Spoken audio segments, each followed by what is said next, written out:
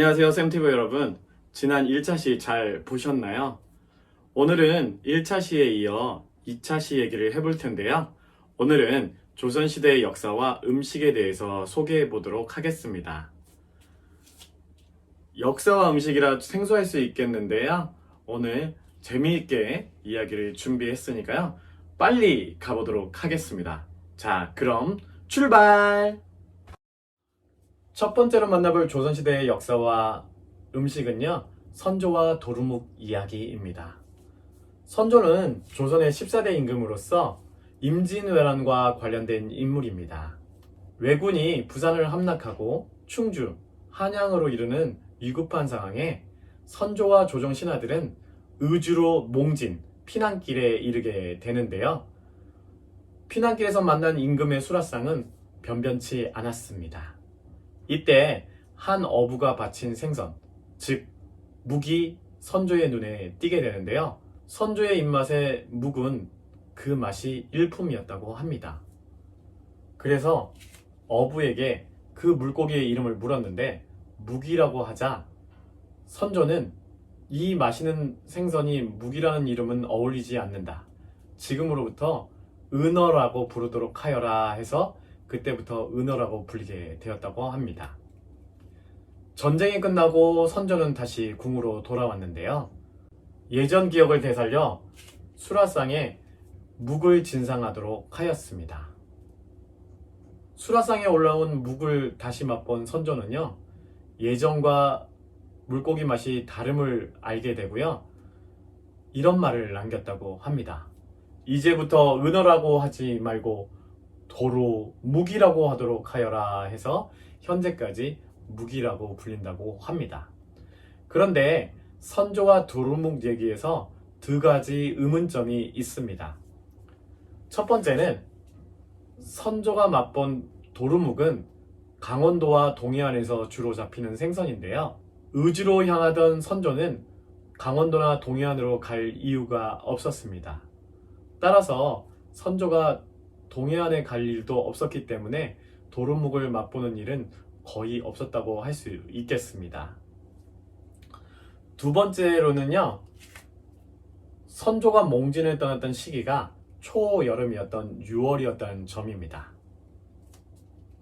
도루묵은 보통 10월에서 그 이듬해 1월까지 잡히는 생선으로 주로 겨울철에 잡힌다고 생각할 수 있는데요.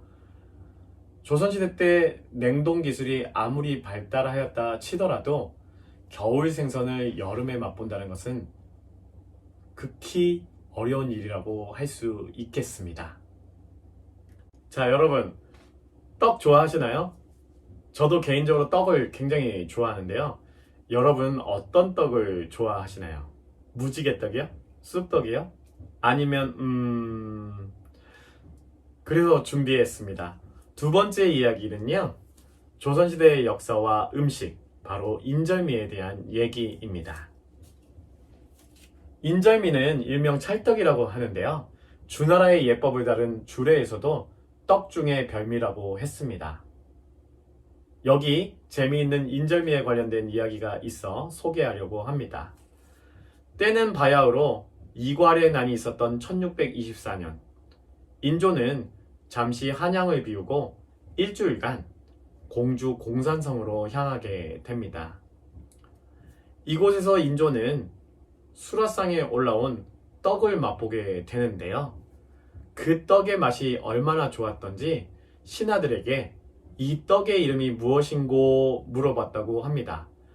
그런데 신하들 중에 아무도 이 떡의 이름을 알지 못했고, 재차 인조가 물어보니 이름은 모르겠고 이 떡을 가져온 사람이 임시성을 가진 사람입니다, 이렇게 대답하였다고 합니다. 이에 인조는 맛이 아름답게 뛰어나다 하여 절미라 붙이고 가져온 사람의 성을 붙여 임절미라고 했는데요. 시간이 흐르면서 발음하기 좋은 인절미로 변경되었다고 합니다. 또한 조선 후기 실학자였던 이익은요, 성호사설에서 연백평야에서 나오는 인절미가 가장 으뜸이라고 얘기했는데요. 연백평야의 쌀은 조선시대 때 임금에게 진상될 정도로 맛있는 쌀이었습니다. 또한 인절미는 혼인 때 신부가 신랑 집에 가져가는 이바지 음식이었는데요. 그만큼 인기가 높았고요. 또 하나는 신부가 시댁집에 가서 입 다물고 살라고 해서 입마개떡이라는 별칭도 가지고 있다고 합니다. 여러분은 밥상의 반찬 중에 어떤 반찬을 가장 좋아하시나요? 저는 개인적으로 김을 가장 좋아하는데요. 김은 한자로는 해의라고 불리고요. 왕의 수라상에 자주 올랐다고 합니다. 김이 우리 역사상 처음 등장하게 된 것은 지금으로부터 370여 년 전이었는데요. 종이장처럼 생긴 검은 음식이 임금님의 수라상에 올라가게 됩니다. 이때 임금님은 이 음식의 이름이 무엇인고 신하들에게 묻게 되는데요. 신하들은 아는 이가 없었고 한 가지 사실은 확실했습니다. 이 검은 음식을 바친 사람이 광양에 살고 있는 김여익이라는 사실이었습니다. 김여익은 사실 영암 출신이었는데요.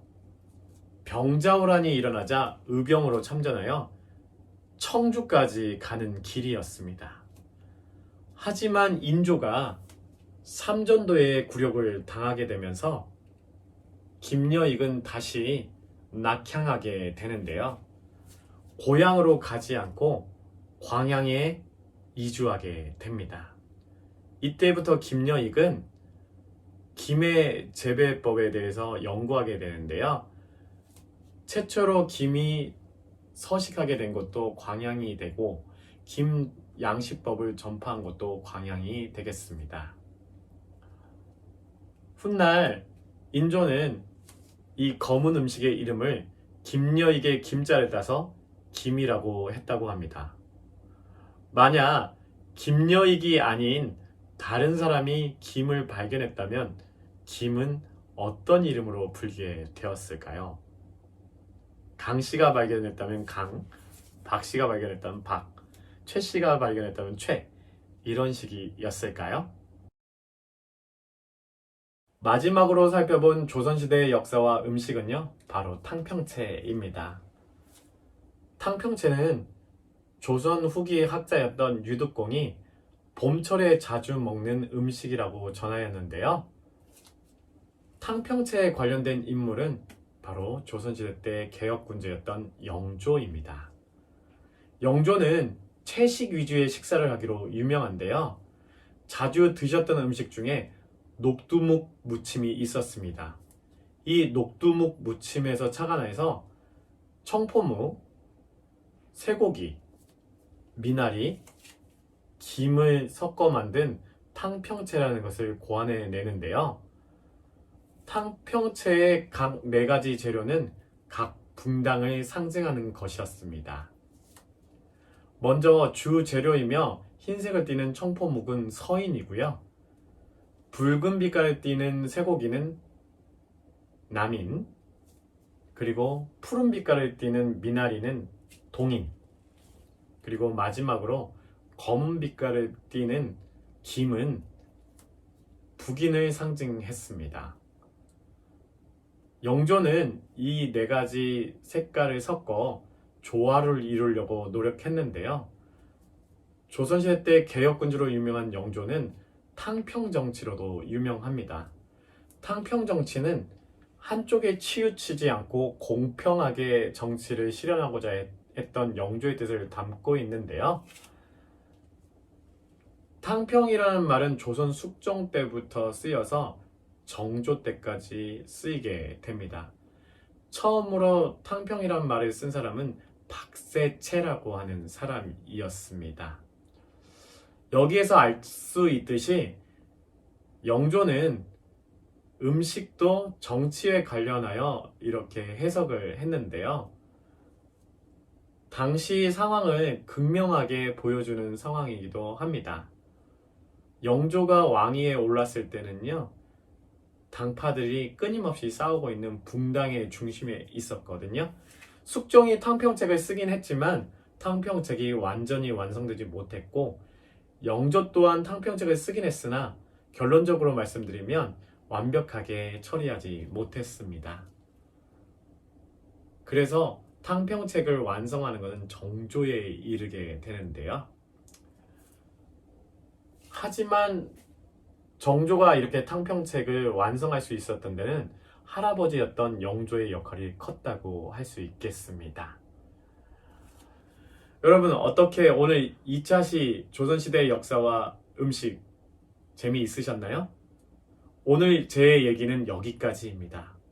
다음 시간에는 조선시대와 영화로 여러분을 찾아뵙도록 하겠습니다. 그럼 다음 시간까지 안녕!